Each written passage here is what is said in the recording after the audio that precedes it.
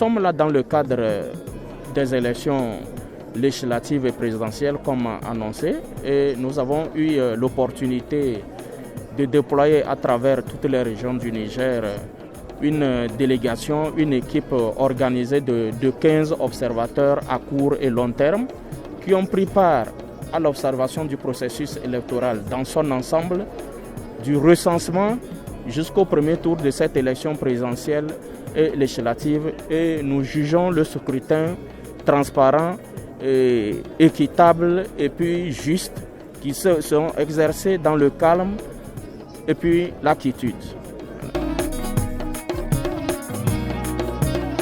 Bon, on ne parlerait pas d'irrégularité, mais on parlerait plutôt de manquements que nous avons observés. Par exemple, nous avons pu observer dans certains bureaux de vote des représentants ou des délégués de partis politiques ou représentants de candidats à l'élection présidentielle qui se sont vus refuser le droit d'exercer leurs droits civiques dans le bureau de vote où ils étaient affectés. Nous avons vu également d'autre part du matériel de bureau de vote qui n'ont pas été déployés à temps. Ailleurs, dans certains villages très éloignés de Niamey, nous avons constaté également que certains chefs de village avaient refusé de réceptionner le matériel électoral qui avait été envoyé dans leur village. Et pour quelles raisons?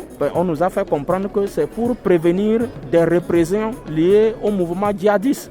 Donc qui, en tout état de cause, il faut le comprendre, s'opposait à ce scrutin.